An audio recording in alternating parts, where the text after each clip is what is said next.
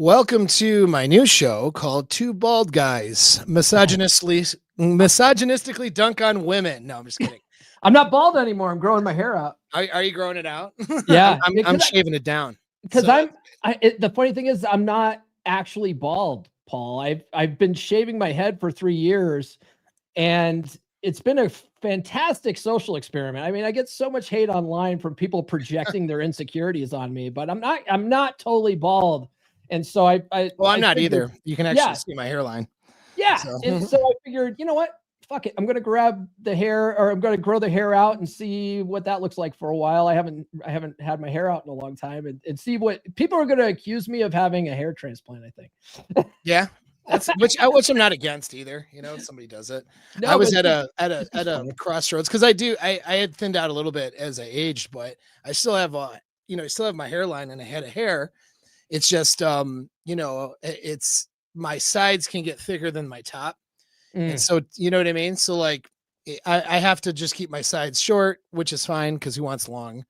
I never kept this long anyway. But if I mean, I've had hair, and I can wear my hair, but my girlfriend likes it bald. So I was just Oh, like, yeah, and it's easier for military stuff too. my So I'm my just like, girlfriend likes it. My girlfriend likes it bald too, but for years I always kept it really short anyway, very military, high and tight. And I'm like, you know yeah, what? Let my hair like just grow where I can actually comb it and stuff in forever. Might as well give that a shot for a couple of years. yeah. Well, and there's nothing wrong like with doing like a little minoxidil or something to keep your, get your hair thicker and stuff like that. I'm good about looks maxing as long as it's like not stupid and crazy. You know what Yeah. I mean? It's all good for me. But anyway, so we're here. We're not actually going to dunk on women, but we are going to teach everybody here in my audience how to keep a girl. And we're going to reference to your new book, Keep Your Bitch. Okay. Which is lovely, lovely title to grab all of the people who's never heard of such a thing. But it's an interesting. So I read. I'll give my little intro on it because I read the book over the weekend. Read meaning audio booked it. Luckily, I had a drive to Chicago area from Michigan and came back, so I had plenty of time to digest it. And I think that there's a lot of value in it in a way that I'm going to explain how one of my coaching clients explained it when he talked about the Zoom calls we do for coaching, right? So like, just like you have your wolf pack, like we have our thing, we meet every week and we just sort of talk about spitball and solve problems. And usually I'm, doing some sort of a presentation. And one of the guys who's been with me for a few years, he's doing really well. Has does really well financially. He increased his value financially from our coaching. He, does well with women, has a girlfriend, is doing everything right. It's like he doesn't really technically need to be in the group, so to speak, in the sense that he has a problem to solve, but he just likes showing up. And he commented like, it's I get to take my medicine every week. And it was like, that's interesting. What do you mean? He's like, what, explain that further for the guys. Right. And he's like, Mhm. yeah, so I'm taking my medicine every week. It's just that I know that there are so many messages out there that are anti-success for men. Like there's so much conditioning and it's so subtle that you're getting inundated with nothing but messages that are going to make you weaker, make you less resilient, make you not focused on being a positive masculine force in your life and in the life of others. There's all kinds of things out there, and most of it's bad. Even your friends and your family are poorly socially conditioned, and the way that they just talk about life is going to get into your brain and cause you to start making mistakes, doing dumb things, falling back into being less resilient, less dominant, less disciplined, less of a decision maker. And he's like, I just come in because by listening to everybody and hearing all this stuff over and over again, or just every now and then, just listen to a video or something like that. Like that is my medicine. That keeps me, that's the positive masculine identity stuff that I need to hear in order to be successful. And so when I read your book, that was what I was thinking. I'm like, this is a good book for somebody to just put in their car, put on audio or read in meditation if you like to read, and just read it for or listen for 20-25 minutes a day, and do that for like 6 months. You know what I mean? It's like there's a bunch of things in the book that are all good things. They all make sense. Some of these things are things that guys in our audience has heard before. Many of them they've heard before, but you need to still hear it again and hear it again and hear it again, because you're getting 24 hours a day, 7 days a week, nothing but terrible messages infiltrated into your brain. So this is one of those books that I co-sign, get it and read it 10 to 15 times, to steal that from Corey Wayne. That's fine. And you said that in your book too. And I think that's good advice. You know what I mean? Now, I don't know if that was your intent for the book, but that's the way I read it. So what? No, that is it. And in fact, ever since the second book, the Psychology Paradigm book, I've been really stealing that idea of read the book 10 to 15 times from Corey. But I also learned that from Bob Proctor, and I've practiced it myself. Yeah. When I was learning Corey Wayne stuff, I read his book. I've read his book 24 times now. Yeah. Or mostly listen to it on Audible. But what I found is that just listening to a good book that you really want to, master, listening to it on repeat, reading it on repeat, fundamentally will change your paradigm about a lot of this stuff. And like you were saying, we're constantly inundated with negative programming. You can't undo 20, 30, 40 years of bad relationship programming just by reading a book once, Right. And so if you really want to make it a part of who you are going to want to revisit it. Now, there's other guys in the space, some of our colleagues too, well, they'll say, hey, take what you need from Red Pill or from the, men's relationship space and get out. Like, okay, I can understand not wanting to, consume this content constantly, because some of the content in the space is just absolute horse shit, you know what I mean? But Yeah, but right. some of it, even if it's good content, focusing on, especially like whenever we talk negatively about women, it doesn't help you. So it's at least revisiting stuff from an audiobook standpoint once a year, and then living your life is good too. But you've got to reinforce those new neural pathways, right? Because those old neural pathways never fully go away. And if you don't reinforce this stuff, you're going to fall back on those old patterns. So yeah, no, that's exactly right. I would say, as far as getting out, it's more like be a passive consumer, instead of, so you don't need to be like super active and on every forum trying to overanalyze every situation. Um Once you sort of have, the program for your own life and you're executing it, you don't necessarily need to be like, you know, having it like your passion, so to speak, if you're a normal guy. But I think you do need to, revisit these concepts and ideas. I think if you don't, it's like going to church, if you don't, you're going to fall off. I mean, that is just a reality. So, and that doesn't mean they got to necessarily spend big money on it, although those who are very successful do spend big money on it because they know it's an ROI on that. There's a return on in their investment when they spend money on things like coaching or getting into a group.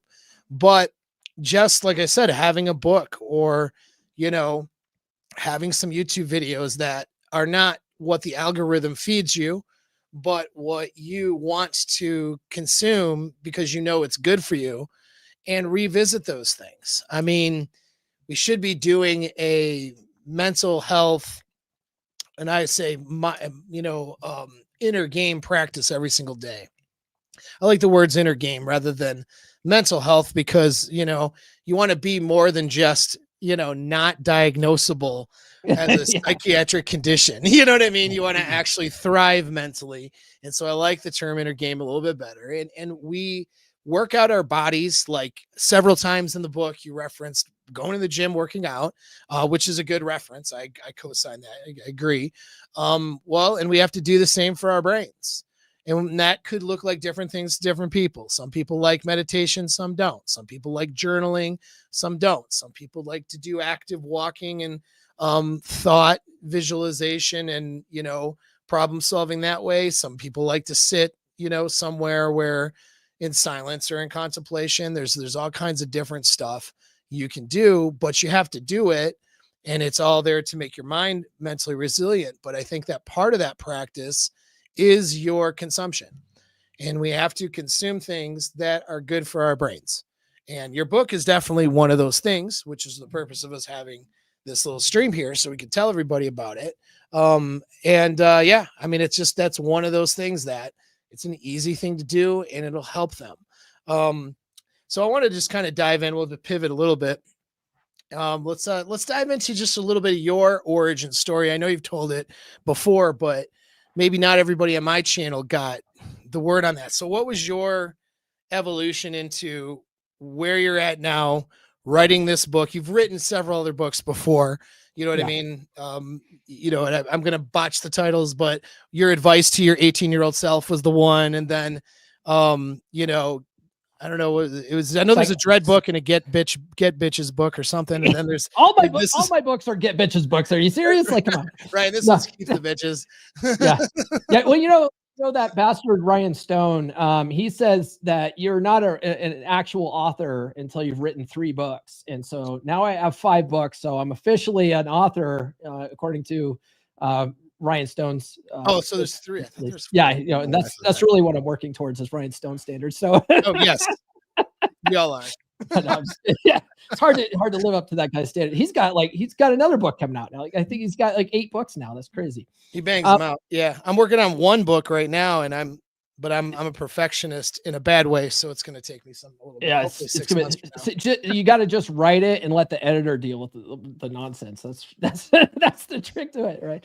Yeah. So my Batman origin story. For guys that don't know me, Paul and I go way back though. Paul was the first, sort of guy in the men's sphere that was on my channel, and he talked to me and broke down the concept of red pill when I still thought red pill was a bad thing, yeah. So that was Paul that sort of woke me up from that. But right. Yeah, what happened, what got me into the space was I was married for 14 years. And before that, I was pretty good with girls already. Like in high school, I lost my virginity at 16. I went to 4 different proms. I always had girlfriends, but I always had that sniper dating mentality when it came to women. Just every girl that was nice to me, I'd go all in on the one girl, and just she was the one. And, and I was always running for that white picket fence. And I ended up joining the Navy when I was 18. In my second year in the Navy, I met my now ex-wife. I went home on leave. I met her through mutual friends, guys that I went to high school with. She was going to college with. And I met her at a party. We hit it off. And we had this long distance relationship for almost a year before I convinced her to move out to San Diego with me. And so she moved out to San Diego. We got a 1-bedroom apartment together. And within 3 months, we eloped. Just because, 1, I was running for that white picket fence. And 2, I was in the military, and you get extra BAH when you're married, right? You gotta get that BAH, bro. Yeah, and then I was also getting ready to go on a 3-month training exercise called RIMPAC, and then I was going to come back for a month and then be gone for. That does sound like a Navy thing. RIMPAC, yeah, anything with pack in it's really gay, right? But no, so then I came back for a month, and I was gone for 6 months on a deployment to the Middle East. And so the first 9 months of our marriage, I wasn't even home, and luckily our marriage was okay up for the first half of it, and we ended up having 2 wonderful kids. But the last half of it was just absolutely miserable. I basically allowed myself to become Al Bundy.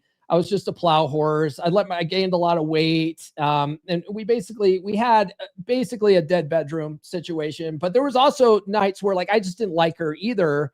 And so I'd much rather go out to the garage and grab a cot and go sleep in my office than spend any time with her, but right. I was also the guy that never would have quit, cause I made vows, and you get married and you have kids, you end up becoming miserable. And I thought that's just how life was supposed to be. Right. And thank God in 2014, we moved back to Colorado as a part of her exit strategy. I didn't know that at the time, but we moved back to Colorado, and she waited until January 2014 to file for divorce because the new alimony formula kicked in Colorado, and she was trying to get the maximum amount of alimony out of me. And so in 2014, I found myself back on the dating circuit after 15 years of being completely out of practice. I was 50 pounds overweight, and I just floundered on the dating circuit for like pretty much that whole year. And 11 months after the separation, I met a girl that I call Red Pill Chick, and she was a little bit of a chubby chaser, and she was super forward, which I needed at the time because I was too afraid to make a move, and she was the red pilling.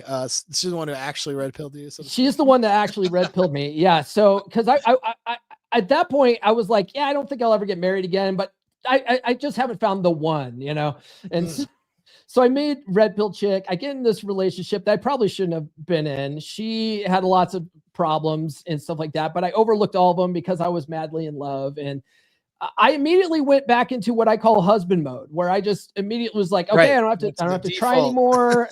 I can relax now. And I ended up losing the weight, but within 2 years of that relationship, she mentally checked out.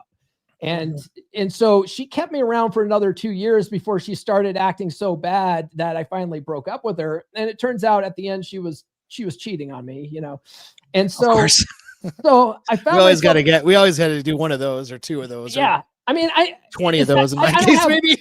I don't have hard evidence on it, but it's just her behavior was, everything we've learned in the space, there was so much circumstantial evidence that's like, dude, she had to have been. Yeah, she had to. It's like, sure. Yeah. And so I find myself back on the dating circuit again this time, but this time I'm 50 pounds, lighter.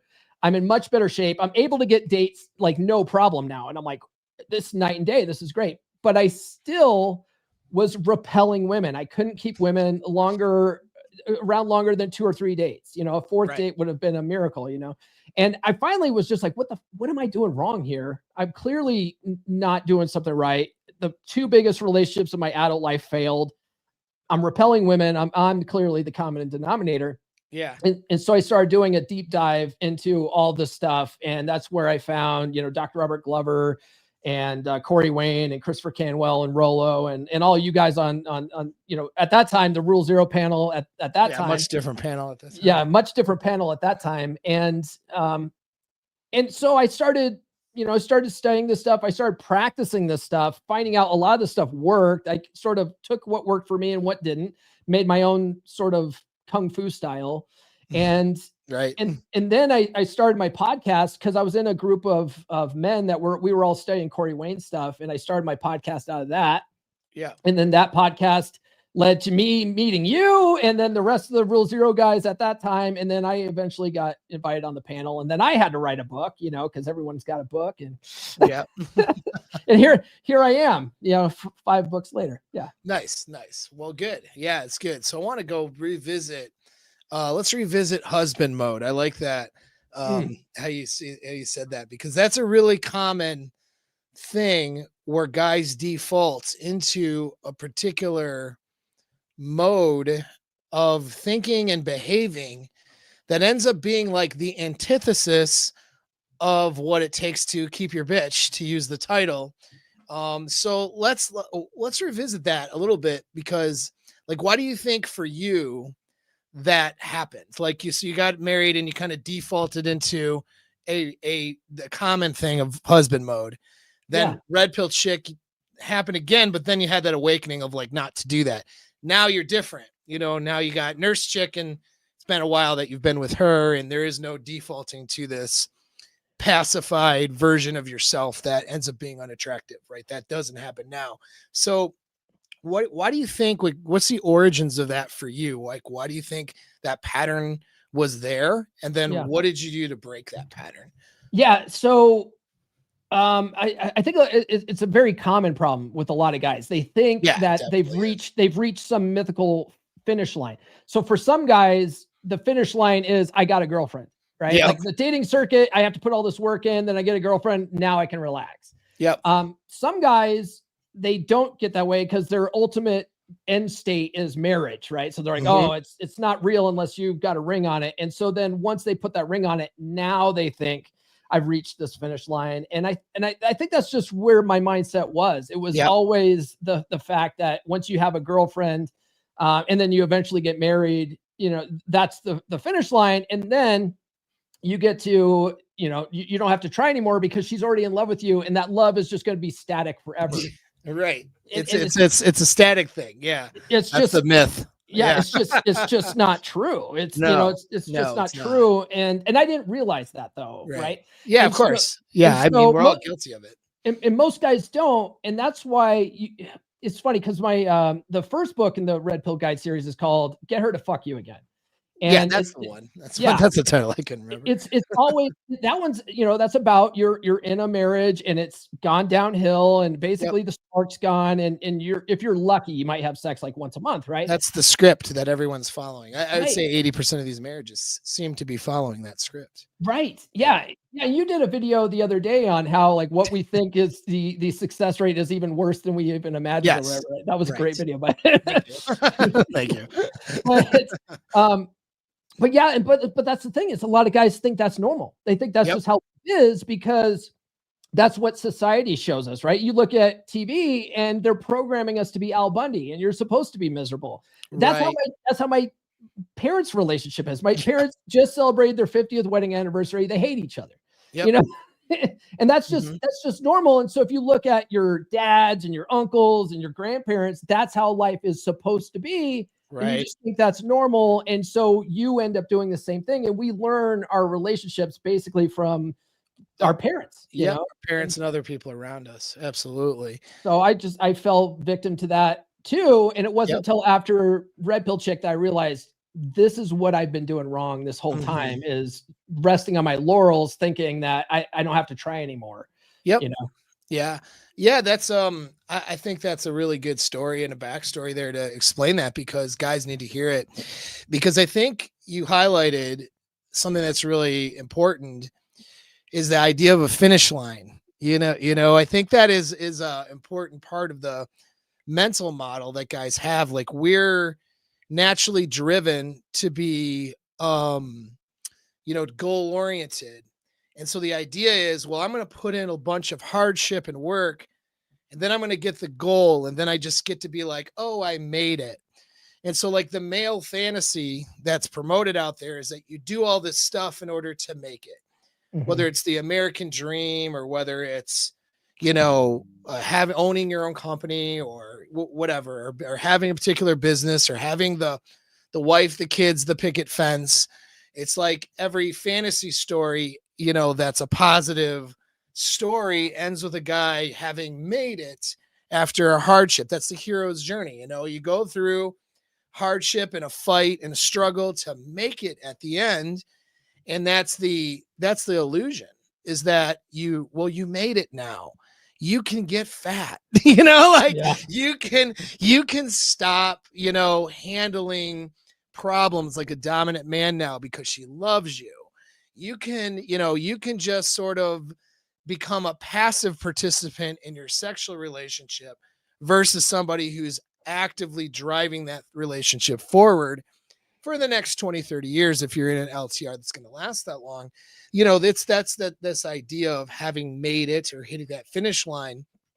It's promoted and sold as part of a hero's journey, and it is really a part of the cause, I think, for guys to destroy themselves in their marriages, because that's what happens. They say the magic words, or like you said, maybe it's the guy who gets the girlfriend. There's some point where they go, "Oh, I made it," and then they just sort of stop doing the things and being the person.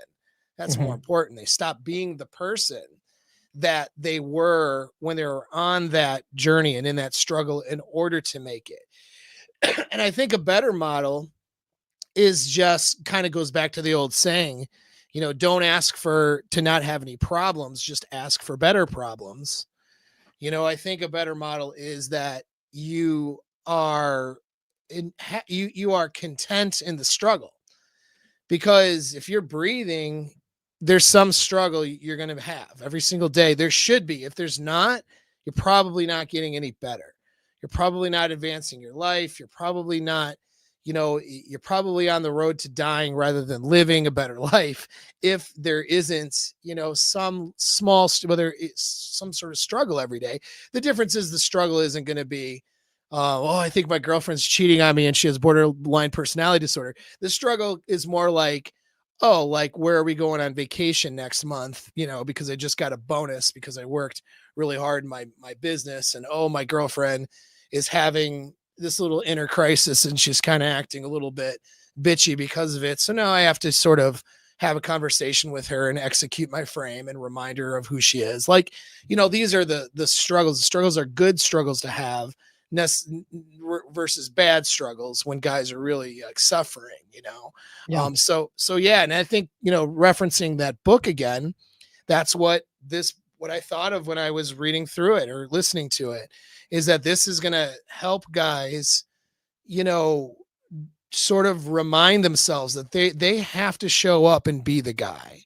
Mhm. The guy that you were when you got the girl is you have to be an advanced version of that guy in the relationship, because she may love you in a sense of maybe you're her hypergamous best. So she thinks, she's been imprinted in that way, but her desire for you is not a permanent state. And when guys think about love, they correlate that directly to the girl feeling desire for him, not just having like pity for him or being like, I love him, but he's stupid and can't do anything right. Like, Yeah. that's not the vision for a man. A vision for a man is a woman who admires, respects, and desires him as part of that love. And if you guys want that, you have to maintain it by being that guy. And that's what this book really does. You know Yeah. what I mean? So go One ahead. of the things just to give the biggest spoiler of the book away, because the title is called Keep Your Bitch. But one of the things that I get to later in the book is based on Breitfeld's law. It's a woman's job to keep you, because it's Yeah. all up to the woman whether the relationship's going to take place or not based on Breitfeld's law. If Right. that's the case, then it's her job to keep you. So that means that it's your job to be a man worth keeping. Mm-hmm. And so a lot of what's in the book too is about always keeping your ambition levels going. Like it's not just about the relationship, it's about you always working on the next level of like your career, what you're, things that you got going on, and being that interesting guy that you were in the beginning. Because a lot of women will get with a poor guy if she smells that ambition, because they can Mm-hmm. smell ambition like sharks smell blood. Right. Oh, yeah. So if you can be that guy, even later in the relationship where you're always trying to get to that next thing, women still find that attractive and exciting because they want to join your lifestyle. Yeah. And when I'm coaching one-on-one dead bedroom clients, a lot of my clients are guys who got to a position in their career and they're like, I'm happy here. And they've been stuck like that for 15 years. And their wives have surpassed them in their careers. Now we're looking at their husbands like, you're just a bump on the log. Like, what are you even doing? And a lot of guys will equate that with money, because a lot of guys' minds just go to money. It's not about the money. It's the complete, utter lack of ambition.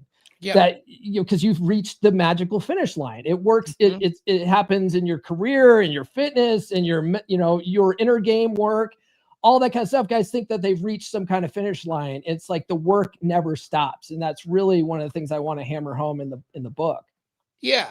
Well, sure. And I think that guys need to get to a place of intrinsically rewarding work versus looking for that extrinsic reward. You know what I mean? And getting to a place where, there's like, there's such a thing as rest and recover, obviously. But like, if I'm resting, recovering for too long, I'm like looking for a job to do. Do you know what I mean? And I think that that's a positive thing.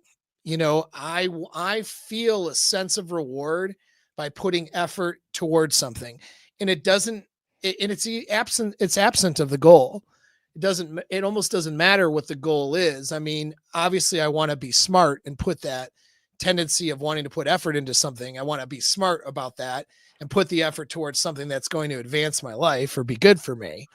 But that being said, though, it's really just about feeling a sense of reward for doing work and putting in effort. And I think a lot of guys live their whole life avoiding that.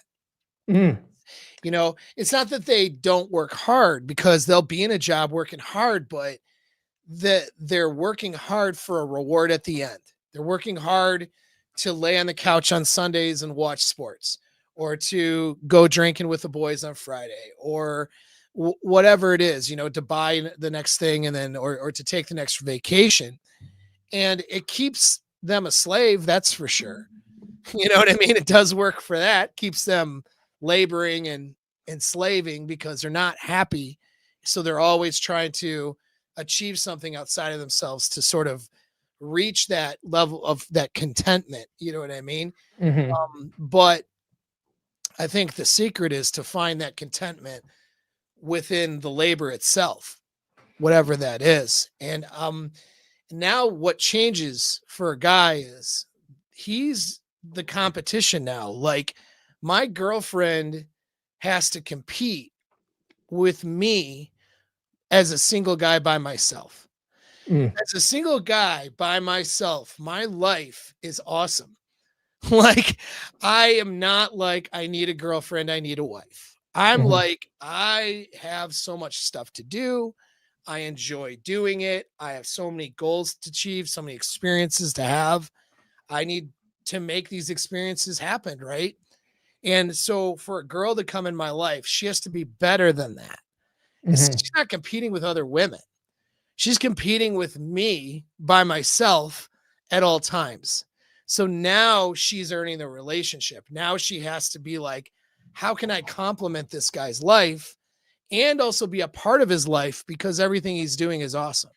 Mm-hmm. You know, even if he's broke or whatever, you know, it was, even if a guy is not, I'm not saying stay broke, right? But even if a guy isn't quite where he wants to be financially or logistically or whatever, but he enjoys his life, he has intrinsic reward for what he's doing.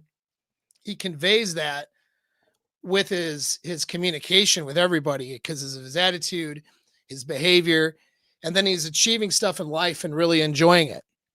A girl has to compete with that. She has to compete with that attention. It's a different kind of dread than, oh, you know, the waitress looked at him or whatever, which is, that's fine too. But Yeah. Well, I get into that because that's, I mean, that's essentially passive dread, right? Like that's, and that's, which I prefer. in the book.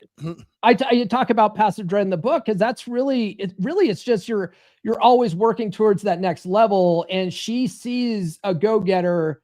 And when a guy's a go-getter and he happens to also be socially charming enough that when he's at the supermarket talking to the cashier, and the cashier's laughing at all of his dumb jokes and stuff like that, like she sees all this stuff. She sees all of her competition. She's like, damn it, this guy's got something going on. I want to be a part of this life. Yeah. Like, right. That's passive dread. And you're not doing anything wrong. That's what I love about passive dread, because it's not all toxic. Yeah, it's not this toxic manipulation stuff, right? Well, yeah, and I delineate it in 4 ways. I have passive, active, dread in my definitions there. Passive is you're not doing anything to inspire dread. You're just being you, and it's being inspired. And then, of course, active dread is where you do actively do something. Right. You know what I mean? Like, okay, she's acting out of pocket. I'm going to go out with my friends and tell her I'll talk to her later. That creates an active dread. But then there's I look at it, a positive and negative dread. Positive is like, you go out, take a girl out on a date, you blow her mind, she passes out from orgasms, all those things happen, and she's like, holy shit. You know what I mean? Yeah. And then you go about your life, right? And so then it's like, I just had my mind blown. How do I show up and be the girl that this guy wants to keep? How do I, that's a positive dread, meaning that she has such positive experiences with you and a positive association with you that it makes her a little bit anxious. And she says, how can I show up and like be a compliment to this guy? Am I good enough? Essentially is a question she has to ask. The negative dread is more like, okay, inspiring negative emotions, like feelings of he might leave me if I keep acting like this. What's like, you know what I mean? My first understanding of dread came from Christopher Canwell's book, Atomic Attraction, which is a phenomenal book, but his stuff on dread is funny. It's absolute garbage, right? But one of the things that he talks about is posting pictures online of like, you go to a bar Yeah. and you take a picture of like a beer next to like a margarita, and you take that picture, like you order both drinks, but you take that picture and put it online very ambiguously, like I might be out with another chick. Right. Or he says you go to like a place like Macy's and spray on women's perfume very Yeah. subtly, and then come home and let her smell the other women's perfume on you. That And would then be active negative dread. Yes. and I'm like, it's like, man, it's so unnecessary to do all that stuff Yeah, when you I could just be a fucking awesome guy, Yeah. Yeah. No, exactly. Exactly. And so, yeah, the concept of dread really makes women uncomfortable, but I think it makes it uncomfortable because they know it's true, Yeah. they know, Well, I mean, they get anxious. it is designed to make them a little uncomfortable, because if they're too comfortable, then they start getting complacent themselves, and they're like, I don't have to try. I already got this guy. And, Yep. Well, yeah, it's the nature of being invested in a relationship is not wanting to lose that relationship. That those two things just psychologically go together. And women are naturally more anxious and risk averse than men. So just her being in a good relationship inspires dread. It's and if she's not having some dread a little bit naturally, then that means her desire has gone down. yeah. Like that's just how it is. Like a It woman, yeah, I just want to add to that. I mean, a lot of guys help that process along, thinking they're being the nice guy by yep, constantly reassuring her, "I'll never yes, cheat on you, honey. I'll never cheat." Oh, that girl looked at me. Well, I would never, honey. Like you got to let her think. Well, I might, even yeah. if you wouldn't, I Well, might. and my thing is like, I'm not, listen, if I want to fuck somebody else and you're not going to be the person that fucks her with me, then I'm just going to dump you. Yeah. That's, I mean, if it comes to that, I will never cheat on you. If it comes to that, we're breaking up. So don't worry, Yeah, And don't worry then she's about it. just Yeah. sitting there like, don't worry, what the fuck? That sounds worse, Yeah. Yeah. And so but it is important that they have a feeling of not wanting to lose you. You know what I mean? In some Yeah. sense, if they don't have that, it doesn't mean that they walk around excessively anxious. I think that a mistake, and I've had guys, you probably had them too in coaching maybe, but I've had guys who have implemented way too much active negative dread and trying to intentionally make the girl feel uneasy or insecure. And then it backfired big time, Mm. like backfired big time. Like the girl just like absolutely cheats with a guy who's got enough decent value and who just made her feel good, or she just finally loses her shit and dumps him. You know what I mean? And then Oh the yeah. guy's like, "Oh, I was listening to some content creator who told me to do all this basically toxic game stuff, and it blew up in my face." And so I think guys got to be. That's what guys, and I know you don't advise guys do excessively toxic things, but No. it's understanding the nuances of the dread thing is really important, because so you don't do that. So you don't, as a guy, go, "Oh, you know what? I've been too much of a nice guy. Let me be like a piece of shit now."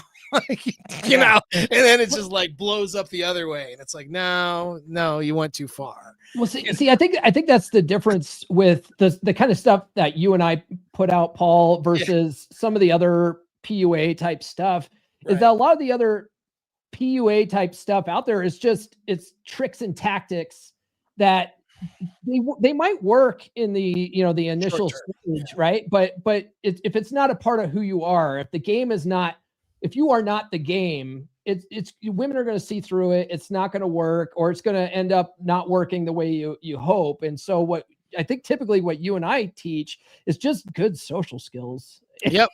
And being a somewhat likable person that other people want to hang around with, and they're like, yeah, I gotta have a beer with that guy, right? Like, Yeah. That's basic, solid game that you can easily make as a part of who you are, that won't go away in 10 or 20 years if you don't let it.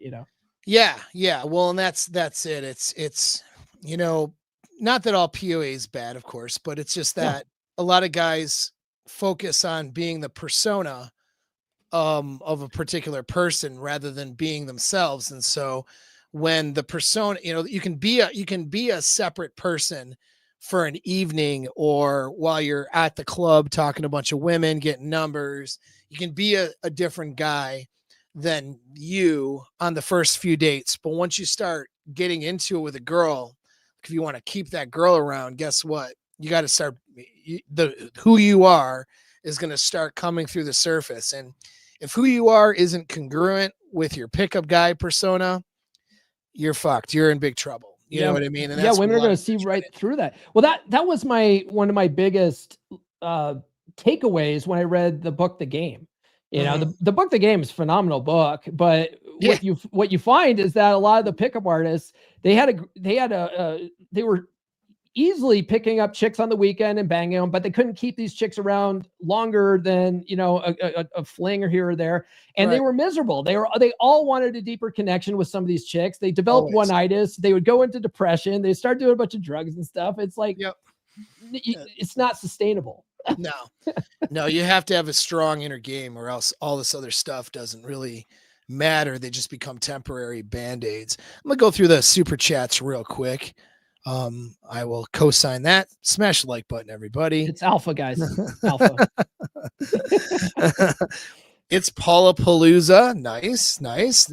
Wolfpack checking in. Great value, guys. Thanks, man. I appreciate it. Thank you for the $5 That's super. Shreddy Eddie. He's a little bit of a legend in the business. If you guys listen quietly, you can still hear the sounds of weights clanking out there. Nice, nice. We got Fucking ourselves shredded. another Yeah. Jack. He's like he's in he's in his 60s and he's fucking killing it. Yeah. Hell yeah, love that. Let's see. I find meditating before reading a book, I absorb much more information. Yep, that would be true because you get your mind in that receptive state. That's You know, pretty good. if you guys listen to an audiobook while you're reading too, you retain a lot of it. Alex Hormozy likes to talk about that a lot. Yeah. Oh yeah. Yeah. No, that's good. We got the super pilot ish, double the Pauls, double the truth. Yeah. So that's pretty cool. Thank you, man. I appreciate it. Him and I just got together recently. He was passing through Michigan, and we just decided to go grab a bite, more or less. Well, I was fasting that day, so I grabbed a diet soda, or Coke Zero, rather. Yeah. See, what do we got here? Guys will continue to need to try when the state they maintain to keep her isn't the guy's natural state. Yeah, sure. Yep. We got a little hypergamy doesn't care reference. That's nice. True. She doesn't care. Yep. Yep. So let's see here. A lot of comments. They want to keep going. How's your day going? Mine's pretty good. Can't complain. Can't complain. Thank you. Thank you. Streaming for a living. Yeah, we'll address yeah, exactly. We'll address the hypergamy doesn't care part. I like this one. A lot of people look at hypergamy as a deterministic sort of thing, and I have something called the female law of sexual selection, which I have it worded better than what I'm going to remember now on the stream because I wrote it down. But it basically is that there's a constant cost benefit analysis. So like when a girl makes a yes decision, that's in the line of sexual dynamics, whether it's go on the date with you or sleep with you, it's because she perceives in her emotions that the reward is bigger than the risk or potential consequences. If so, the yes decisions means that there's more reward than risk or consequences. No decisions mean that there's some sort of risk or consequences that she is perceiving at an emotional level as being higher than the reward. And so, that explains a lot of pretty much all their behavior can be explained by that. Because a lot of women, for example, like with hypergamy, they'll be with a guy who tickles their brain as their hypergamous best, but due to their own poor mental health and social conditioning, they'll blow the relationship up because their anxiety gets too high. Then they settle with a guy who's not the hypergamous best, and then they resent the decision throughout the entire relationship, which is what you run into in a lot of marriages. So a lot of guys think, well, this hypergamy thing is deterministic, but they're missing the fact that it's based on her emotions. Yeah. It's an emotional feeling of a guy being the best, not an objective thing, but Yeah. if Oh you, yeah. And that's kind of, I didn't word it the way you did, but that's sort of the concept in the book. Cause I do talk about hypergamy and how, you got to understand it, how it works and how women, if they really want both, they want, both alpha fucks, beta bucks, they want sure. to consolidate on both. If you don't want to end up in a dead bedroom, you can't have your primary dominant side be the beta side. That's going to land you in a dead bedroom situation. So Right. I talk about it like an 80-20 split. And then I also, one of the things I talk about in chapter 8 is the concept of an attraction scale, which is Mhm. something I learned from Doc Love and Corey Wayne. But because there's a lot of guys also think that the concept of genuine desire, like genuine burning desire, that we talk about in the space, that it's a constant thing too. Like, oh, she either has it or she doesn't. Well, that might be true in the moment, but it In the also initial. depends on how you're showing up in the relationship. And Yep. so on one day, she might not have genuine burning desire for her because she's got other shit going on or whatever. Yep. And so it's a sliding scale that you've got to, if you want to set the tone and lead the relationship, you have to be able to take a step back a little bit. I call it being lovingly detached, and be Mhm. able to sort of take keep an eye on your girl and see what she's doing. If she's not acting like she has genuine burning desire, like what's going on in the relationship that you can, you know, maybe Yes. maybe set the, take the lead on in fixing. Yeah. And sometimes really simple stuff, and you just want to keep that attraction level above, above a 6 Yeah.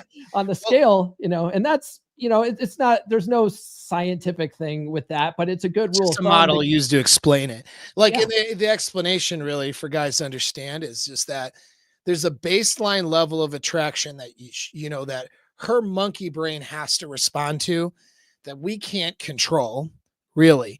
But we don't. It's interesting when you're looking at like persuasion, seduction, and what goes on underneath the surface versus on top of the surface. And so, like, a girl might have like the criteria for a girl's monkey brain to say yes and sleep with a guy is actually very low. You know what I mean? In fact, and they don't even know it half the time. So like a guy that just has attention, she just notices a particular guy and isn't having a negative reaction, the chances are her monkey brain has that guy on the scale of somebody I would sleep with. But she would never admit that if you were to ask her about it, Right. because her conscious mind doesn't think might think the guy's unattractive. She might be like, well, he's short and he's kind of goofy and this, and I don't like his hat or whatever. You know what I mean? His hat says red pill. I read that was a terrorist organization, or whatever. And so, like, she might have I'm totally all of getting you demonetized with this hat, man. right. Don't worry. I'm already shadow banned to shit. So it Yeah. doesn't matter. No one's watching this stream except for the 5 people that commented. But no, I'm just kidding. But yeah, so I mean, it's like her conscious mind might not recognize anything, but her monkey brain is responding. And all you need to use the kind of that, the 0 to 10 scale model is like, and I almost think it should be 0 to 30, but in a way, because it's like Yeah. it's a lot more, it's more incremental than the even Well, 0 to 10. Doc But Doc Doc Love had it on a scale of 0 to 100. oh, did And he? That's yeah, probably more useful. But I would yeah. say like, but to keep it simple, 0 to 10, she just needs to be like a 5 out of 10, where she doesn't even think she's attracted to you, but she's responsive enough to have a conversation. And my mindset, like a lot of guys approach this the wrong way. They think because they're very deterministic, because their way of thinking is very negative and not geared towards success. They have a external locus of control. They feel victimized by the sexual marketplace and women.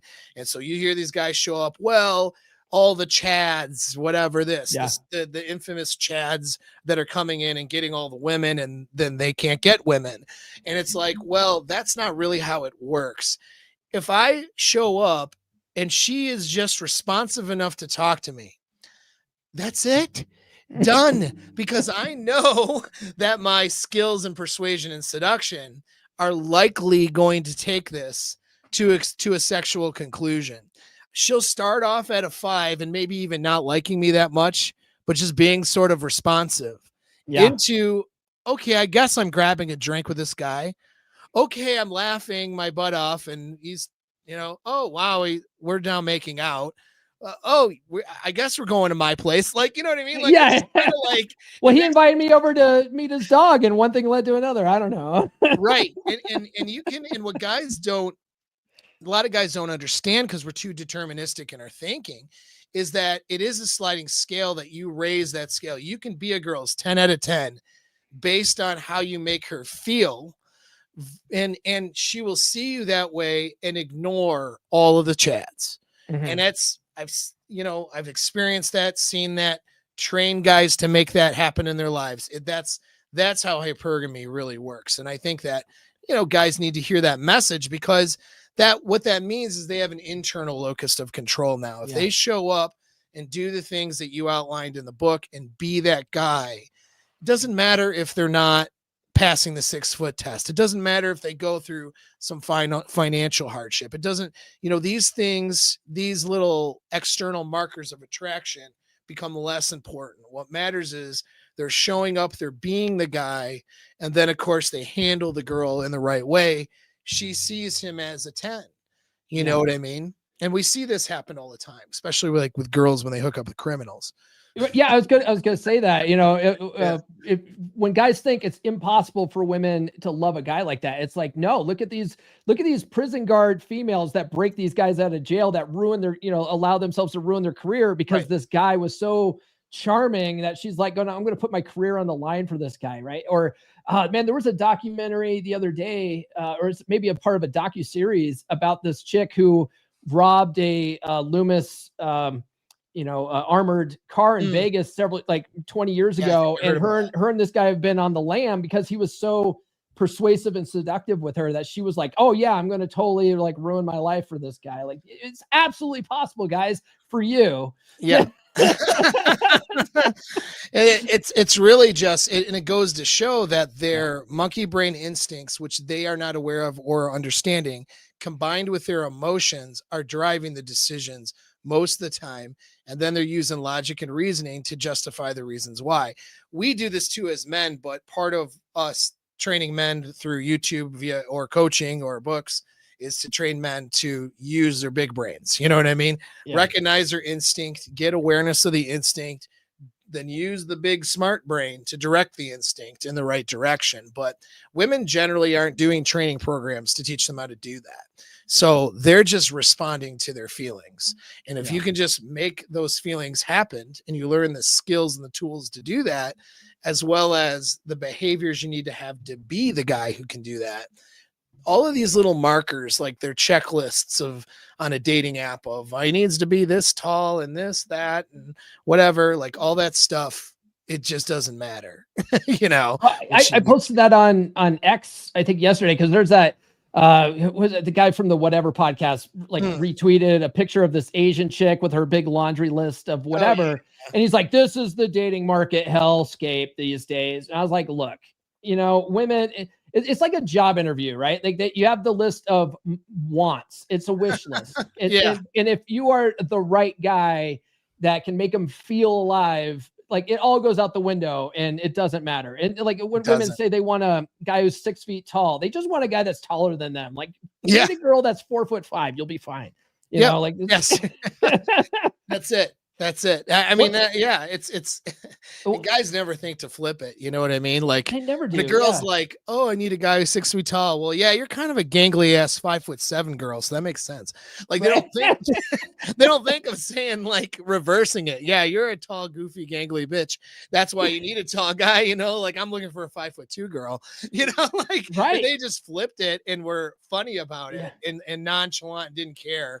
Like you're too tall for me anyway, lady. And then go on a date with them. Right.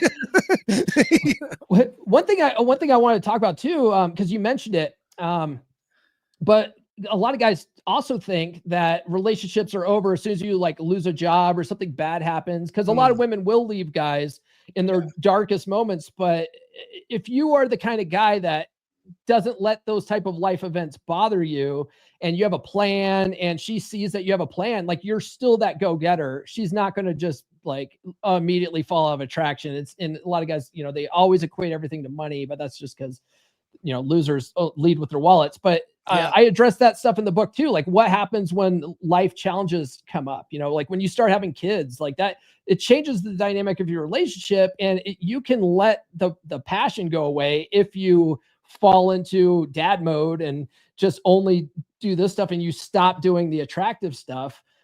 So really a lot of that kind of stuff is reminders for guys to not let that stuff happen.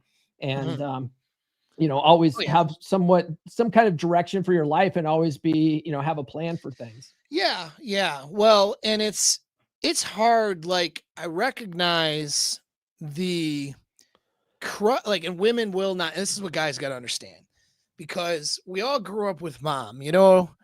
Like all of us did. Some of us had shitty moms or whatever. I had a pretty decent mom. More, she, like every mom, had her own set of challenges growing up that weren't, things that weren't good. But all in all, she did a good job, right? And mom wants to, you know, tell me I'm a good boy or whatever, and tell me, that things are going to be okay and all that shit. And everyone has their mom, or should have had a mom that did that.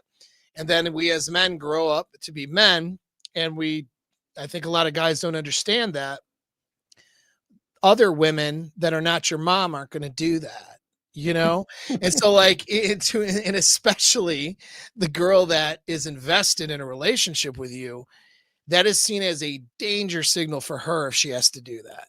So Mhm. like you might even have a female platonic friend who might be like, it's okay, and pat you on the head. But your girlfriend is not going to want to do that. If she does that, that's a signal to her monkey brain that her survival is in jeopardy. And Mhm. so a lot of guys, they face this crushing responsibility of having to financially provide and maintain security and maintain, abundance in the home. It is a crushing responsibility. Even if you have two incomes, even if she works, you are the guy who ultimately the responsibility falls on you. If her job, you know, if she is working, for example, and making a significant amount of money to maintain your lifestyle, your job becomes making her feel good about that, and making her feel secure, and making her, because that's not necessarily her default. I'm not saying she can't do it. I mean, there's plenty of times where guys actually stay at home guy, and the woman works and they're happy I'm and they're trying to good. get Nurse Chick to be my sugar mama. That's it, man. She's That's it. getting her FNP right now. I'm like, Yeah. this is my Yeah. retirement plan. So Exactly. yeah, Pimp game, get a couple of nurse chicks, but yeah. they just bring home Oh, money. write that Start a down. cult, in fact. Let's do Yeah. that. But I mean, but even if the case is that you're not the primary breadwinner for whatever reason, if those guys in those circumstances, there's still a crushing responsibility of maintaining that peace and that sense of security. So when she's feeling insecure and she has to go to work, she doesn't feel that way because of how you show up.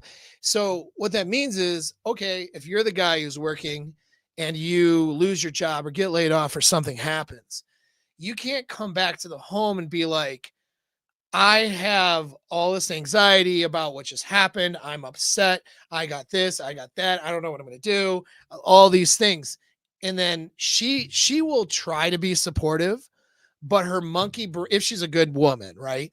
But her monkey brain is like, get the fuck out of there, take the children and run. Like the monkey brain is sending all the signals of you need to fucking do something to secure yourself. This guy's not going to do it.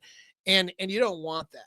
Mhm. So if you lose that job, that happens to you, you are going to experience that crushing blow of that responsibility of maybe not being able to pay your bills next month or whatever. Like that could happen to you, but you need to handle that with your guy friends on your own in your coaching program. You need to come up with your frame and your plan, not show up in a mess of, a psychological and emotional mess to your girl, because that's what's going to cause it to end. It won't be the money and the loss of the job. It'll be because you were fucked up over it and couldn't get your shit together. And that signaled to her that you're a fucking problem and she needs to go. And then that's what causes it. That you can't handle life. Right. This guy can't handle life. Why am I with this guy? Yeah. And that's a lot. That is a big responsibility that a lot of guys have too. And that's why it's important for guys to get in men's groups, whether you join Paul's group on school or whatever, and then, or my group on Telegram. Like, it's just good to be able to bounce this type of stuff off of other guys that have been through it. Cause guys will give you a plan. Guys are fixers. We're like, oh bro, this is how you hit the ground running. This is what you got to do. You go bring that shit to your girl. She's going to give you maybe some sympathy a little bit. And then then you're going to be putting all that baggage on her. And now she's going to feel like she's got to solve the problem. And women don't want to solve those problems, So it's like, it's just not her job. And once you realize that, you take that burden off her, bring it to the boys, like, you're going to have a much better life and a better relationship. Right. That just reminds me, I have to do my ad. Thank you. You mentioned school. I got to do my ad. Thanks. Got to do the business, guys. I was so into our conversation, I almost forgot. So everybody has to suck it up and sit through my ad now. It's only 2.5 minutes. So we'll watch it real quick here. Oh, here's Presto. Psychopaths are evil, but they are successful. And not because they're evil. They're successful because they're effective. The average man is drowning in overthinking, fear, people-pleasing, and hesitation, while the most ruthless personalities walk through life winning, while you are struggling and you are losing. But here's the truth. You don't need to be a psychopath to win. You just need to learn the traits that they mastered and use them without being immoral or having poor ethics. Focus so sharp that it cuts through distraction. Charm that bends social dynamics. Resilience that makes you unshakable. Ruthlessness, but with empathy for others. The ability to say no without guilt. Fearlessness in the moments that matter. Mindfulness that kills anxiety. And action taking that separates leaders from followers. This isn't about becoming a terrible person. It's about becoming powerful. Someone who leads, someone women trust and desire. Someone who commands his world instead of just reacting to it. And that's why I created the Psychopath's Playbook, a complete system for the good men, the non-psychopathic men, but for men who want the results without becoming evil and without wasting years of trying to figure it out alone. This is an inner game course that will allow you to tap into that thing that you have been missing, that thing that's inside of you that will allow you to make more money, seduce women, and succeed. If you're ready to unlock the traits that make the world's most effective men untouchable, click the link and get into the community. When this course drops, you will get your exclusive announcement, and you'll be on the list before it fills up. And together, we'll make you unshakable, undeniable, and unstoppable. This is where your old self ends and your rise begins. I'll see you there. All right. Dark triad maxing. I love it. Yeah, Do you like that AI edited commercial? It's pretty funny. I was looking at that. I was like, this is all AI. This is awesome. Like, no way Paul did a fucking TED Talk. No, I didn't do a TED Talk. It looked cool though, right? Yeah, no, that was good. I was like, look at him up on stage there. Yeah, I did some things. I mean, I tried to make it somewhat congruent, but that is definitely my girlfriend and I at the end. So that's not AI.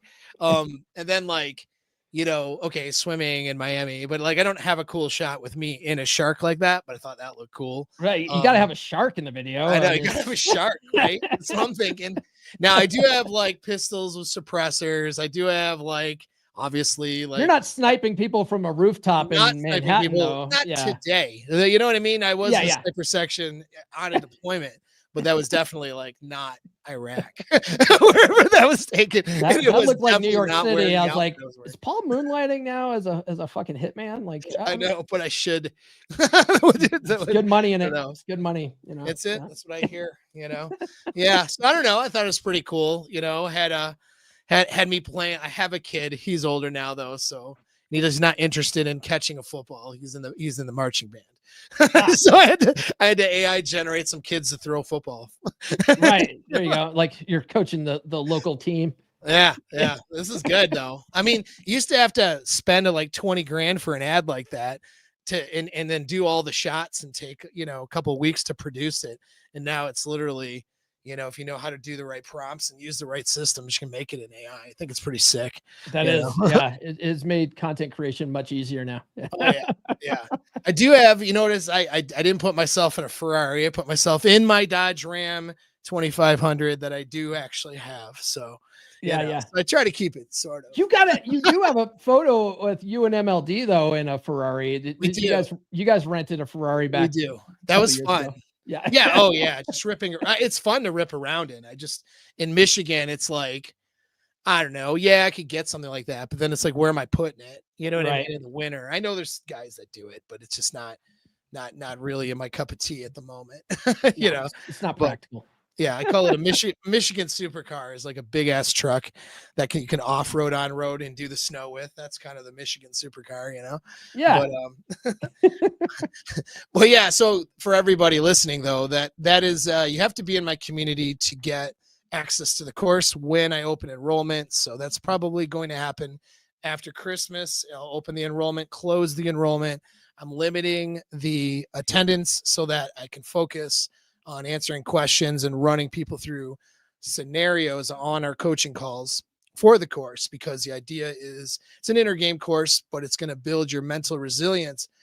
And it's not just talking about it like on YouTube. There's actual, which is fine. I mean, but I do that for free. I don't need to charge you money for a course to talk about things. Um, what it actually is drilling and doing, exercises and tools and coming up with a mental fitness plan, and then also running through scenarios where your inner game gets you in trouble and you're lacking some of those, you could say, tools, of becoming more successful. And a lot is what I found was that a lot of those tools of being successful, a lot of psychopaths have it just because they have a reduced amygdala response and some of these other things. So they're not as anxious, they're not as fearful, they're more able to take action. They tend to be more resilient, less responsive to emotional or physical pain. All of those things can be like superpowers.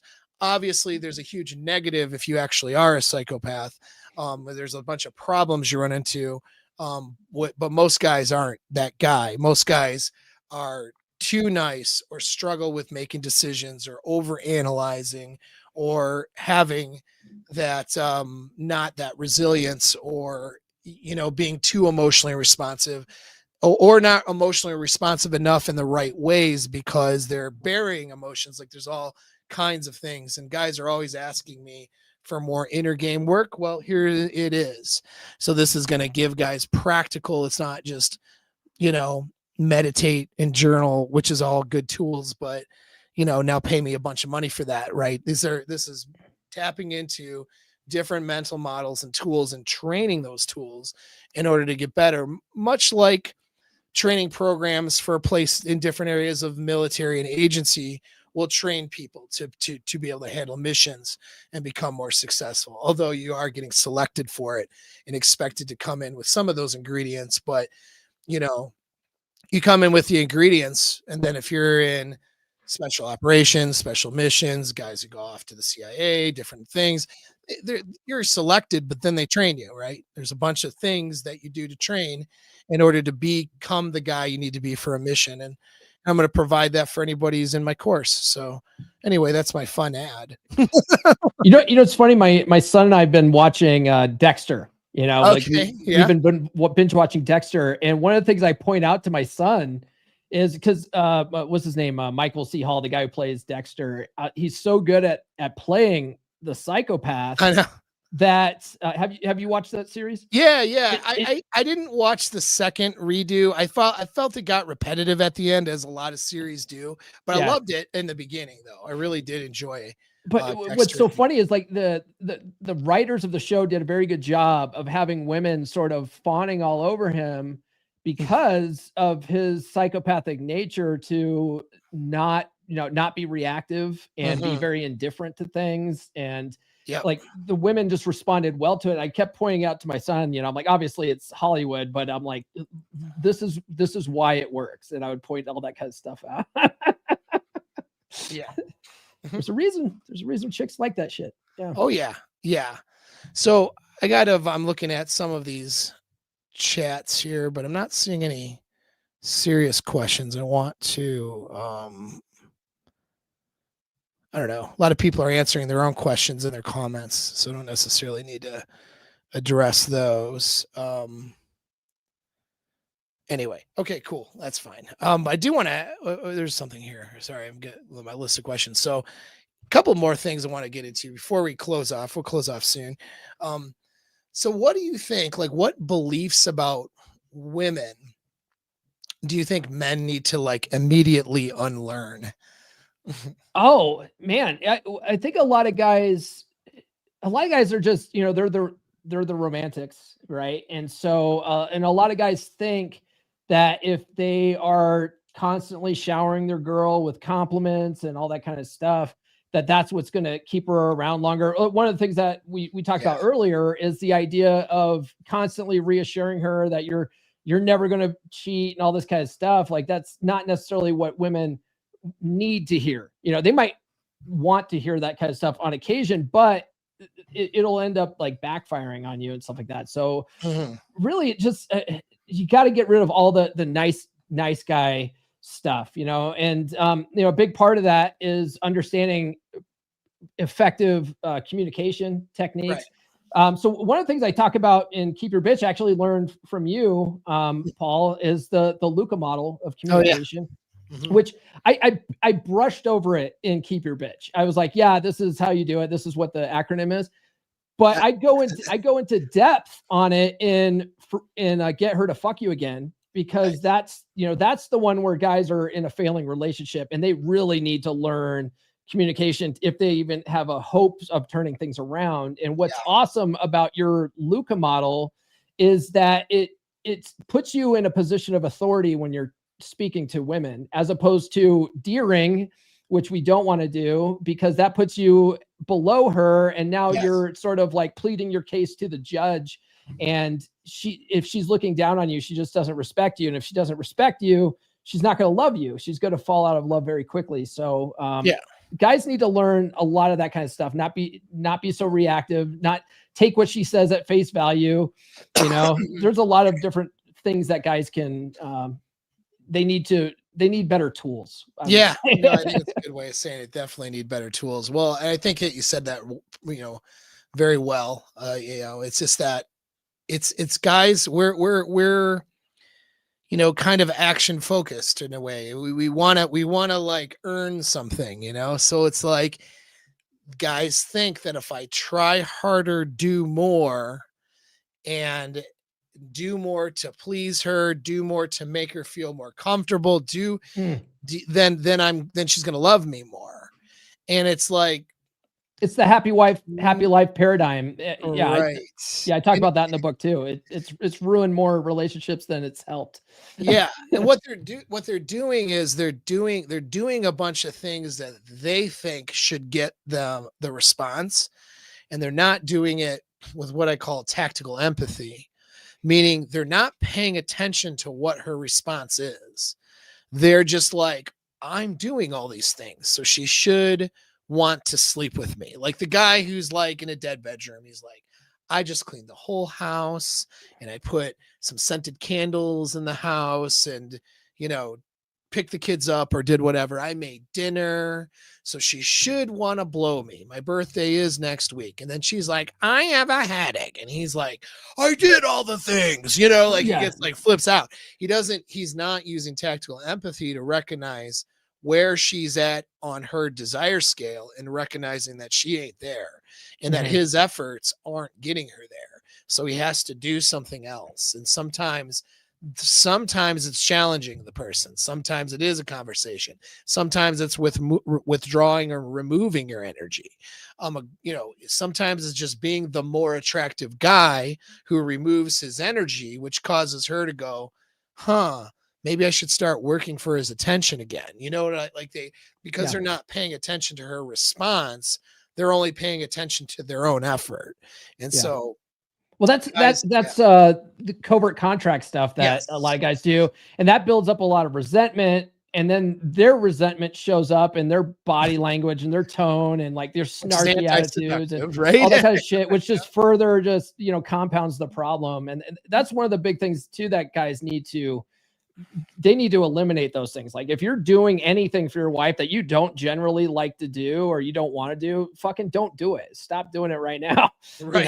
And if you're going to do stuff, maybe stuff needs to get done. Maybe the trash does need to go on. Maybe the dishes do need to get done. Do it because it needs to be done, not because you're trying to make her, get a reaction out of her. Because any of that kind of stuff, that resentment is just going to further kill that attraction, and you'll never turn your relationship around if you're in a place of resentment. Yeah. You'll never do it. Yeah.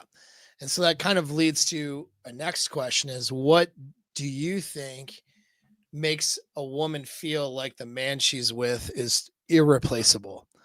Like, how would you answer that? Well, when he's her best hypergamous option, that's Yeah, right. I agree. But that's the thing. Like being her best hypergamous option, that's a daily question, right? Like she's always going to, in the back of her mind, her monkey brain, like you like to say, right? Her monkey brain is always asking, is this the best I can do?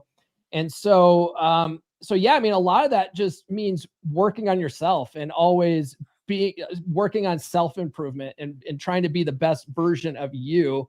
And that's why I say, like, it's her job to keep you. It's your job to be a man worth keeping.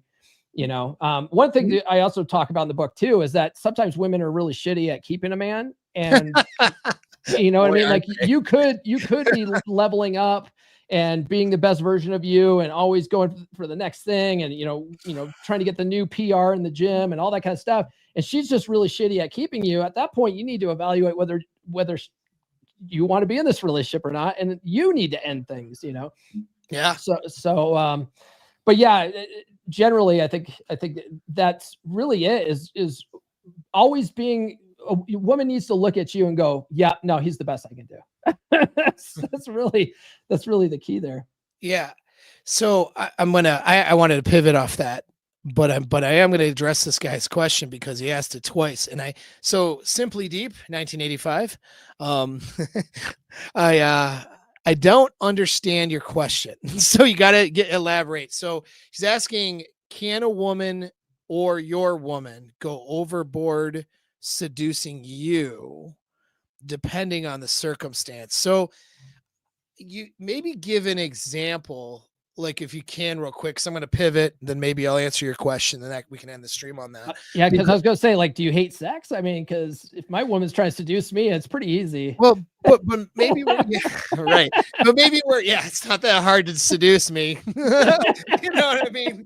Especially like my girl's really hot, so she pretty much just has to show up wearing a burlap sack. My girl gets up my girl gets up on like a Monday morning because she's with me during the week now, and she'll get up and she'll go and get coffee and bring it to me naked. Like, that's pretty easy. Done. It's not even that hard. Seduced already. We're gonna have sex now. Yeah. Well, I think maybe he's alluding to someone with more of an anxious attachment style, where like I had somebody I was a girl in my past I was seeing who and I'm going to read a scenario, but I'll just finish the anecdote. A girl in my past, for example, she wasn't a bad girl, really. Just we weren't completely compatible, so I broke that off. But she was very anxious though, and that was part of the problem. Like I remember one day I had gone to the gym and she showed up and left a note on my car. And it was supposed to be cute, but it wasn't cute. It was almost like, to me, I'm like, you're checking to see if I'm at the gym. You know what I mean? It was like too much, right? Like she was very like anxious and one time we had gone out, like I'd been basically is almost like most of my relationships. It was purely sexual for a few months and we never Yeah. went anywhere. And then we decided to go somewhere and I had to pull her out of a bar. She was going to fight a girl for looking at me. And I'm like, dude, what is wrong with you? You know, like That's a bit much. The note on the card thing, Nurse Chick used to do that when I'd have to fly back to San Diego. She yeah. would go to the airport in Grand Junction and find my car and tape like a love note to the windshield. And I love that shit. I'm like, oh, cool, creepy stalker. I love it. So I mean, it's okay. It depends on the it's called context, genuine desire, Paul. yeah, it depends on the context, but like in this one particular case though, Yeah. it was a lot. It wasn't just the note, but it was like the culmination of like a note could be a cute thing too, like in the case of Nurse Chick, but Yeah. this was like her overall behavior was very anxious, like very much like, I know you're going to cheat on me. Like I remember like in like crazy stuff, like we were at we went to, we went to I don't even know why I'm telling, like I should never tell stories, bro. Like my relationship stories are crazy, some of them. Yeah, so I'm like keep it anonymous. It's all right. yeah. I go to a TJIF Fridays and she's like, oh, why am I at this? It's just a Fridays, right? We just go to meet up. It was after something. And she was like, and I had a bunch of meetings. It was like when I did real estate.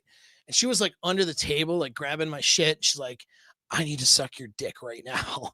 Right. And so she was doing all this. And I'm like, okay. So we end up outside, like in the bushes. Right. And she's just like going at it. And then it came to the conclusion of like the reason why is because she was trying to detect if I had sex with somebody else. So her dread was that's wild, like, bro. Kind of like, let me smell your dick, you know, like it was one of those situations, dude. And I'm like, what? You know, like you're out of control right now. I actually heard that the theory in evolutionary biology or whatever, evolutionary psychology of why men want to go down on chicks is to detect if there's semen in the vagina. And that like, is that's interesting. Yeah, that's fucking gross. I don't know if it's true. Also it's gross. fucking gross. So there's better ways of figuring that out, bro. After a girl's night out, let me go down on you. Just like freaking out. Yeah. So it was bad news. Anyways, we're gonna not give any more personal examples for the rest of the show. Let's see what happens with this guy's scenario. So he says, here's a scenario: you and your lady are alone somewhere quiet where no one is around, and she want to do something spontaneous, and she has you aroused, and she starts undressing you and doing stuff. Oh, public sex is awesome. It is. Go for it, bro. Yeah, that's fine. Have fun. I had I did a whole episode on why you need to bang your girl in the back of your truck.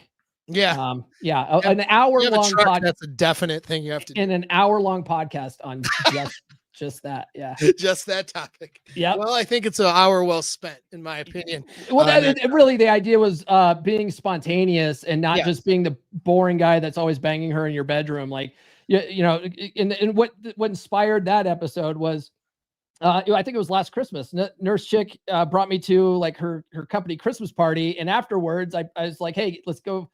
You know, I put her in my truck and I just drove out to the small little airport we have out here in the middle of nowhere, and I was like, I just pulled off to the side of the road in the desert and we just went at it, you know, because you got to have that spontaneity. Yeah, for sure. Yeah, for sure. Spontaneity is a good way to inspire that variety that you need for a sense of variety. If she can predict how every sexual situation is going to go before it happens, then you're not doing your job enough to create variety in your sexual situations. She should have, it's the not knowing what's going to happen creates anticipation. Anticipation is what inspires dopamine. So we'll get into that in a second, but in his follow-up comment, in that case, give her one hell of a performance. If she does that, some dudes would be nervous in those situations because it's her, but you're in a place that's not your house. Yeah, don't get arrested, don't lose your job. That's pretty much the criteria. Don't cause grave bodily harm or injury. Those are my three criterias. Everything else in my relationship is fucking go time, right? It's on the table. Exactly. And again, that goes back to you have to decide, you guys listening, you have to decide where your personal boundaries are with things like public sex or whatever. It's up to you. But I will say this, it goes back to variety. You have to create a sense of variety, because we'll go now. This actually is a good segue into the sex thing I want to breach a little bit before we close out our little stream here. And is that, so, red pill, I think it's a Rollo Tomassi saying the sex is the glue that holds things together. So let's break that. I'm going to break that down a little bit on a neurological level. So love involves, like, love is kind of a container word, which is why I don't use it very often unless there's a qualifier. But love from a neurochemical sense is a neurochemical reaction that causes you to feel bonded to the other person. Now, for a guy, that bonding is both a combination of oxytocin and vasopressin, and with some history together, it's beta endorphin. So beta endorphin is like comfort, like feeling like that's your person, that kind of thing. That's not sexual desire, but it's comfort that is necessary for an LTR. But the sexual desire and closeness, well, the closeness and the feelings of closeness comes from the oxytocin. And for us men, it's vasopressin. Now, women have oxytocin. They do not have a vasopressin response to a guy that they feel bonded to. If they get a vasopressin response, they no longer feel attracted to the guy. All right. Vasopressin is the type of love feeling it's a protective feeling like, retroactive jealousy actually comes from vasopressin. Feeling like you want to protect her, take care of her, open a door for her, make her orgasm, whatever. You know what I mean? All of these things come from vasopressin. A woman doesn't have that for you. So this is how men and women love differently, like on a neurological scale, right? And so their other element of sex is norepinephrine and dopamine. So dopamine is inspired when you're getting to the thing. So the sex hormone says I'm horny, and then that making the sex happen is very dopamigenic. Well, when you're in a long-term relationship or marriage and you just roll over and throw your dick in her, or she has a headache and then you go and grunt and roll back over, you've taken away the dopamine aspect of the sexual, so the sexual anticipation now goes away. Well, most guys got a problem, which is they've taken away that sexual anticipation, and then also they're letting the woman dictate the sex in the relationship. So my personal relationships is kind of what I recommend, is I take that power away from the girl, and not in a violent way, but it's like, if she's going to be with me, she understands that I dictate when and how, when sex happens. She doesn't. She's not allowed. We're our standard in our relationship is we're not allowed to say no. Nobody says no. The word no is not allowed. What you can say is, I have explosive diarrhea. I'm not sure this is a good idea. There has to be a discussion, and there's a safe word that we use. She uses. I don't use the safe word. And if there's my safe word is keep going.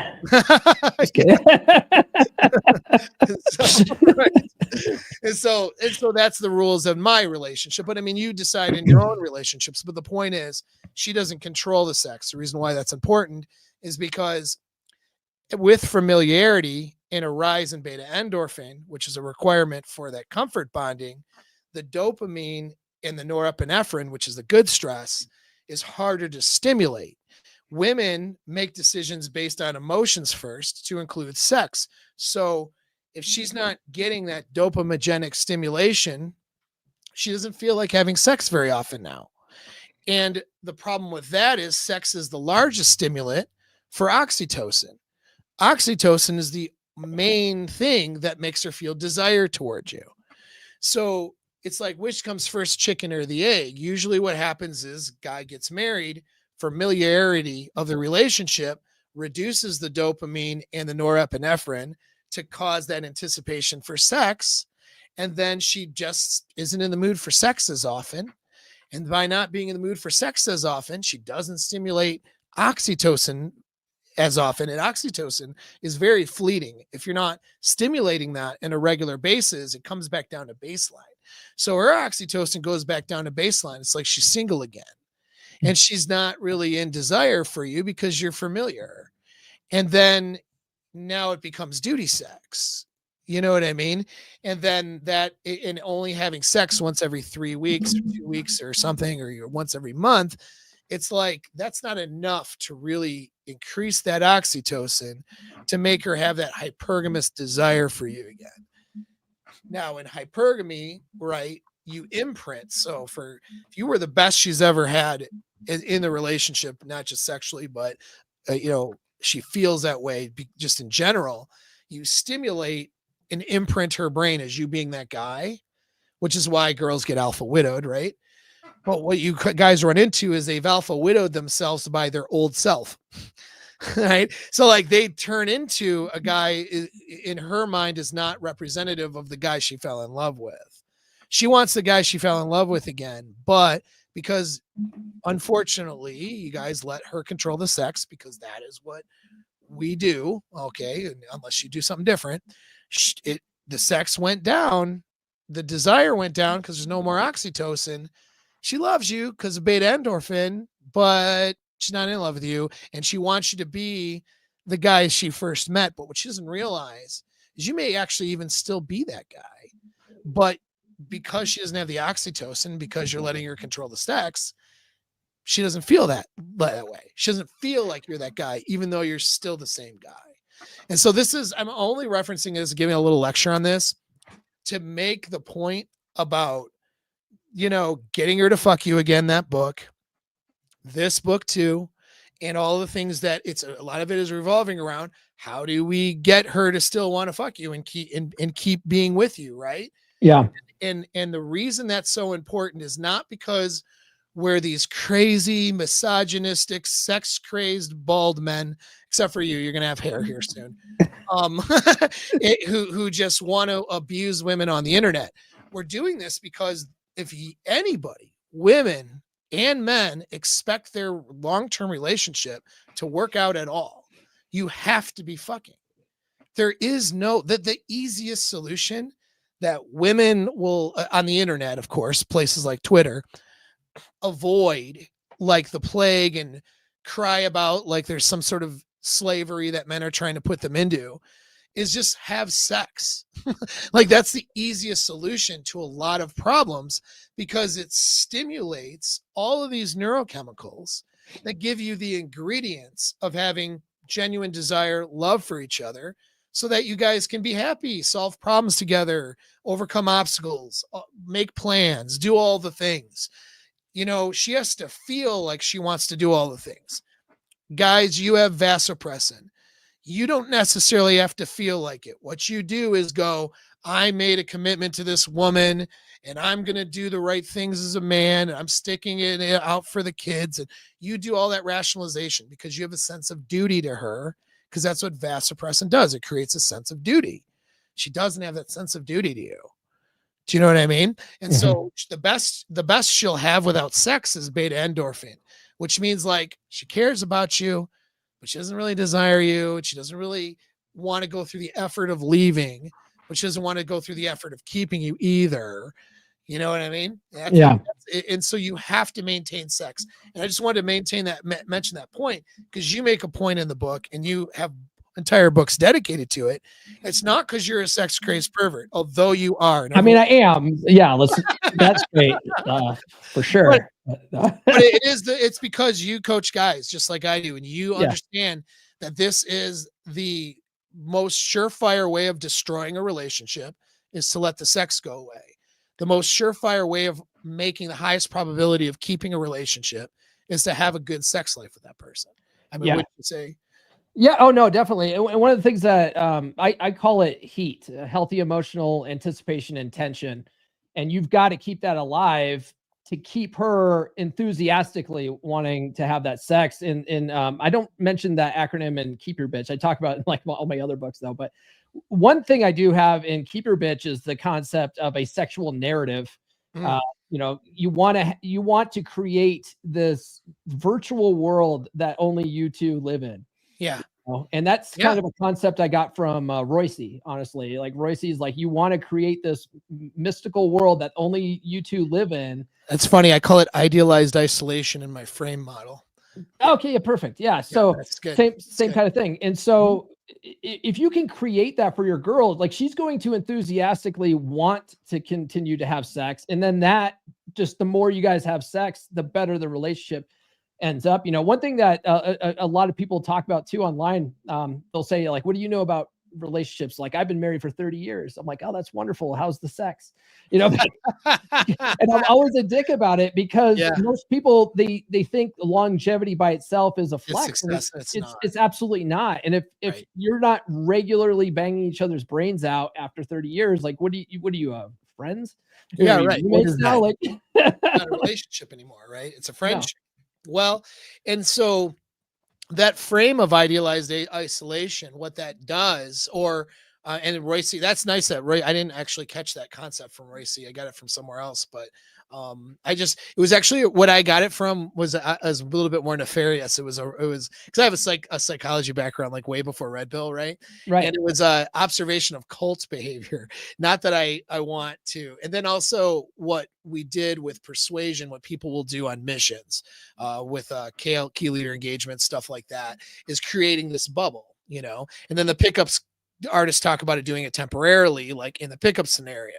And I Yeah. realized, okay, this, you know, now cults do it in an abusive way because they isolate financially, physically, you know, and tell people to cut their family members off, stuff like that, which I don't ever recommend you do in a relationship. But it's the mindset of you and her against the world that's really important. If you don't create that bubble of you and her, what happens is, you know, she's going to look, especially today with the global sexual marketplace and the internet, she is going to look at her friends who have a counter narrative to your relationship because the social narrative is against relationships, right? So her friends, her influences, and the internet is going to give her all these messages to tell her that a better life is over the fence and around the corner away from your relationship, and that you need to do all these toxic things and these stupid things in order to have true happiness and to be able to, you know, win the sexual competition with your girlfriends.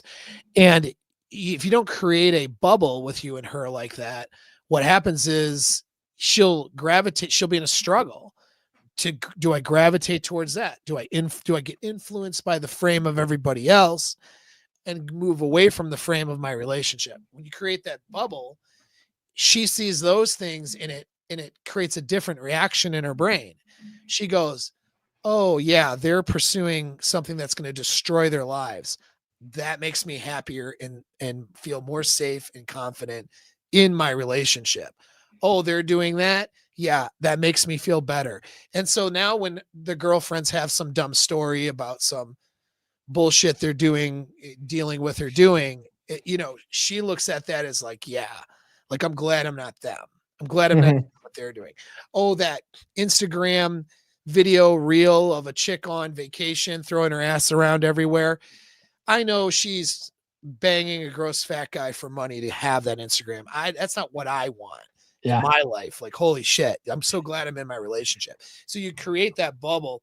And what that does, and part of that bubble is a beta endorphin association to sex. In other words, the comfort of beta endorphin starts to get compromised when sex goes down. That's what you want to create. So like if my girl goes through, she doesn't have, if we're not having sex for whatever reason after like our cutoff's about 3 days maybe, she starts to get nervous. She starts to get like, I don't know if I'm with something, we need to have sex. Like something is up with our relationship right now. You know what I mean? Mhm. It's like it kicks into her brain like, wait a second, my safety and security is compromised now because where's the sex? What's happening? And then she's like, oh shit, you know what? Started my period the other day, and then I was sick the other day, and that's why we haven't had it. It's like, oh fuck, I better blow them. You know, like it kicks in. Like Yeah. that's the dread that is a positive dread without manipulation, because she associates sex with comfort of a stable relationship, which she should, because that is the requirement for a stable relationship. So that's what my advice to you guys listening is to be able to do that. And that's why you, Paul, write this stuff in books and have some time and energy dedicated to keeping this going. It's not just, oh, I want to get sex out of the relationship. If I get a girl, if I'm taking care of her, she better, get my dick wet. Like, it's not all selfish. It's actually not selfish at all. It could be, and it's okay if it is, but it's really not, though. It's more about this relationship isn't a relationship if sex isn't happening. Yeah. You know what I mean? Oh, definitely. Another way without sex that I try to help create that narrative for Nurse Chick and I is she likes to get dressed up really fancy periodically. And we live out on fucking cow country. Like no one dresses fancy out here. And even if you go to like the fancier restaurants, people are still wearing fucking jeans and stuff, right? But we'll dress up fancy and we'll go there. And then I'll just look around. I'll go, let's pretend that we're better than everybody else. And then I start pointing it, or we'll point at someone and say, what's their story? And just make up stories about other people. Yeah. Like, it's just that's fun. Yeah. So we do that kind of stuff on dates all the time. And she's such a quiet, reserved person that it's fun to bring that out of her, because she's a hoot, but if you ever met her in person, you'd be like, man, she's really quiet, Paul. And I'll be like, yeah, that's the best part. But I'm just kidding. But I could draw that out of her, and she makes some of the wildest jokes, and she makes up all the random stories about people, and it's just fun. And it's just us two in this bubble, against the world, making fun of everybody. That's good. That's great. That's awesome. Well, I think that's a good spot to leave it at. I think that we had a good stream today. Hopefully you guys liked it. Throw some little thumbs up or little flames or in the chat or whatever, little comments. Let me put this in so you can purchase Paul's book. It's already in the description. The Amazon link is already in the video description. So you can purchase his book there. I read it. I co-sign it. It's good. I just posted it in the chat too. For those of you guys who are a little bit lazy about it, that's okay. My community link is in the video description as well. If you want to get in on that inner game course, that's going to drop in a few weeks here. And that's it. So it was awesome having you on, man. We got to do it more often. Yeah. Thanks for having me back on. Oh, and by the way, guys, I have a new Twitter X account. I got banned a month ago. I honestly think it was a glitch, because they just announced like a month ago that they were handing the algorithm over to Grok. And I think Grok was like, hey, I think you're a bot. And I'm like, I'm not a bot. And they're like, no, you're a bot. And I'm like, the fuck? So anyway, I have a new account. It's called Best Men's Pod. So you can find me on X there now. Nice. Cool, man. All right. Well, I'm going to hit end on the stream. Make sure you guys do your due diligence of subscribing to both of our channels. All right. Later. Bye, guys.